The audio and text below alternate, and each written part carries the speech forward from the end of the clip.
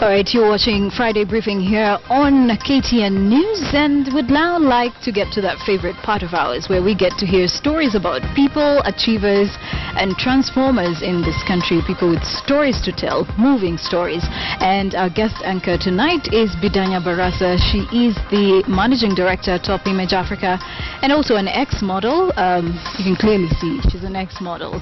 You look very elegant. Thank you. All right, but Bidanya is also a cancer survivor, and everybody would like to hear this story. How did you win this battle against cancer? But first, would like to know, how did you find out that you had colon cancer? Yeah, it was late 2009 when I started having tummy aches, and at one time I thought it was probably my periods.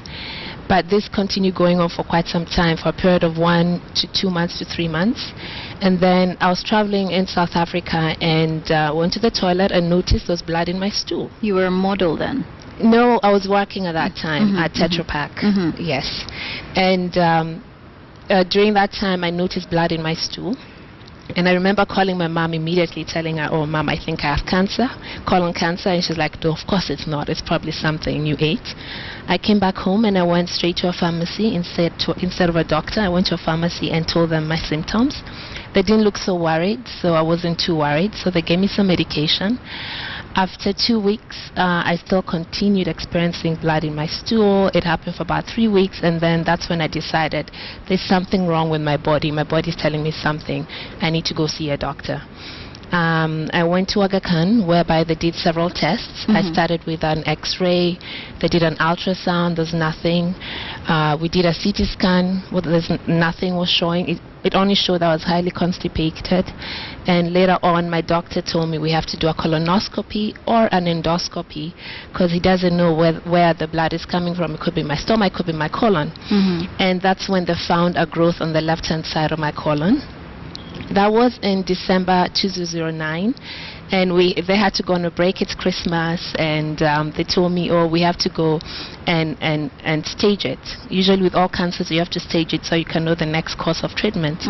And it was in the 3rd of January 2010 when I went back to the doctor, and the doctor confirmed I had colon cancer stage 2. And my next question was, okay, what needs to be done? Because for me, I wanted it out. I needed to sort it out. And he told me I first have to do surgery and maybe chemotherapy. I was okay with that. On the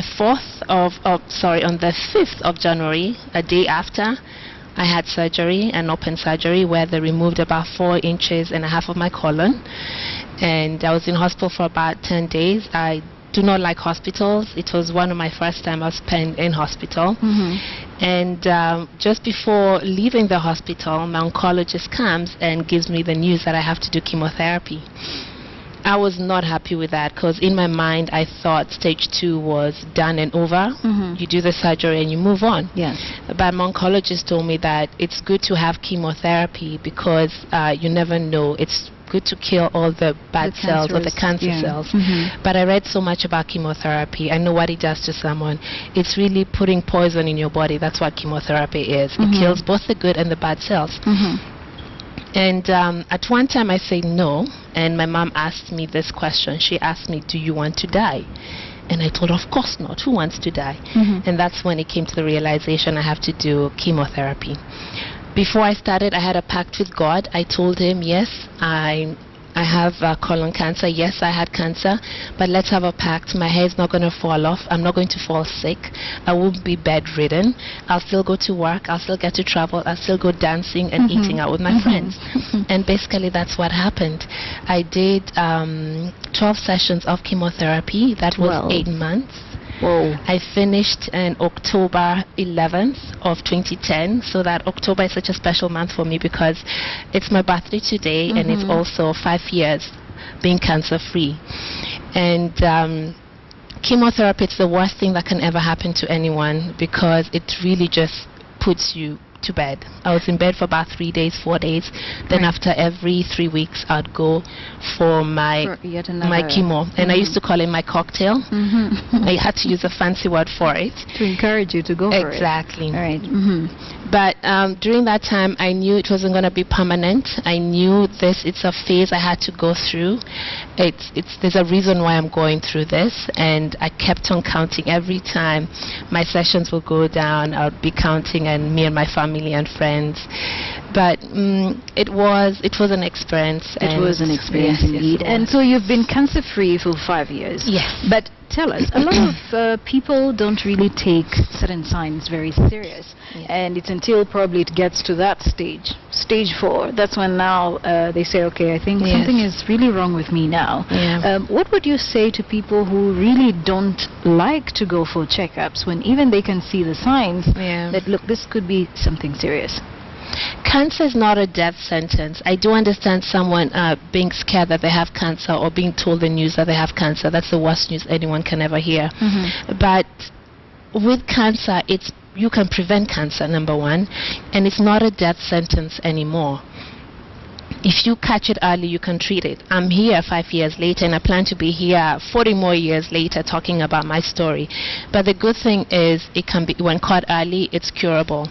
And when you go for this test, there are very many simple tests that you can do. It's first you start with a blood test. And with a blood test, you're able to see, for example, I had to do a blood test before everything else. And they call them markers. It's a chemo markers, whereby they can tell whether there's something wrong with your body. Because for me, I was at about 14% in terms of my colon marker. I'm not very clear with how you can say it. But there's a way doctors can tell through blood tests, and blood tests are very easy, they're very simple. All you have to do is after every 1 year go for a blood test. And if you're having recurring problems, it could be a headache, it could be a tummy ache, it could be even your bones or your legs aching, anything, then go see a doctor. Most of us self-medicating, that's the worst thing you can ever do. All right, so it's Cancer Awareness Month, which is October, and 5 years cancer-free. There's something that I would like you to do before we can even continue the discussion, because we're going to have you here until the end of the bulletin. Okay. We always ask our guest anchors to also sit behind that table over there, and let's see if you can actually do what we always do here on a regular basis. So come with me, and let's take a look at some of the other stories making headlines across Kenya and beyond. And you're going to sit here. So that right there is the camera you're going to be using. Okay. Back. Have a seat. Are you comfortable? Yes. Right. I should have brought my glasses. Are you going to be able to see that far? Yes. Okay. All right. If you cannot be able to see very clearly, you have backup right here. So this is the story. Can I read from here, or I have to read from there? You can read from there. If that fails, you can have your backup over there. Okay. So introduce yourself, and yeah, just the way we do it, you know. It's time for you to shine. Okay. Yeah. So my name is Bidanya Baraza. Welcome to KTN. Life behind bars is not many times. Many times, disabled people are shunned away by their families and live their lives in seclusion. Now imagine what would happen when two disabled people fall in love and get married. Fatma Pole visited a 50-year-old woman. All right. I think we're just going to have to take it from... I'm going to stop you right there. Okay. Take the story on the auto cue so you don't get confused. I'm going to ask the person doing that to go according to her pace. Okay, good. So let's do this again. Okay. Short-sightedness, but it's fine. Okay, life behind bars is not an easy one. And for those with young families, okay, I can see that. I can see that far. Sorry. So should I start from here? Yes, you can. You can. Apologies. Right here. Well, what do we say? All right, try to read this one and see if we can hack it. Against odds. Against all odds. Okay. Read that one. Against all odds. Many times, disabled people are shunned away by their families and live their lives in seclusion. Now imagine what would happen when two disabled people fall in love and get married. Fatma Pole visited a 50-year-old woman in Nandi County who is living with disabilities and has experienced the challenges and discrimination after getting married to a disabled man. All right. But despite it all, she has defied all odds and turned her life around. All right, so now I understand. You need your specs, right? Yes, I need my Should have given you glasses. these and Sorry. you can read right. That's the one I was given. All right, so how do you think you fared? -10. -10. Yeah. All right, you're very correct on that one. But let's see. Can you see? Yes, I can see. I'm short-sighted. Oh, okay. So that was the issue. Yeah. All right, but you know it's also your birthday. It's 5 years since you won the battle against cancer. And you're gonna make me cry on camera. Happy birthday. Happy birthday to you. Okay, she can sing, right? Happy birthday. Thank you. All right. Okay. All right. So you supposed to might eat wanna...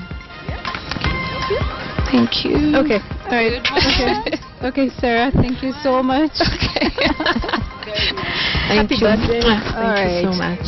Thank you so much, Sarah. All right. Happy birthday. And can I do the honors of... I won't be able to talk afterwards because of my throat. So don't worry about it. I think.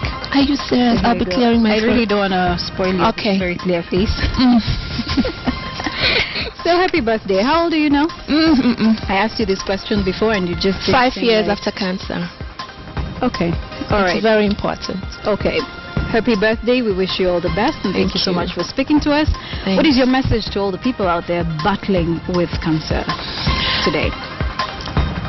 Don't lose hope. I always say it all starts with the mind. Medicine is only 80% of it. Medicine is only 20% of it. The rest is your mind, 80%. And those without cancer, please live a healthy life because you can bulletproof your body against cancer through healthy living and diet. Thank you. All right. So your hair did fall off? No, it did not. This is your hair, right? Yeah. Wow. Thank you. It's really beautiful hair. Thanks. You're watching Friday Briefing Business News. Coming up, what do we do now? Take a short break. Taking a short break and see you later. Keep it KTN. Thank you.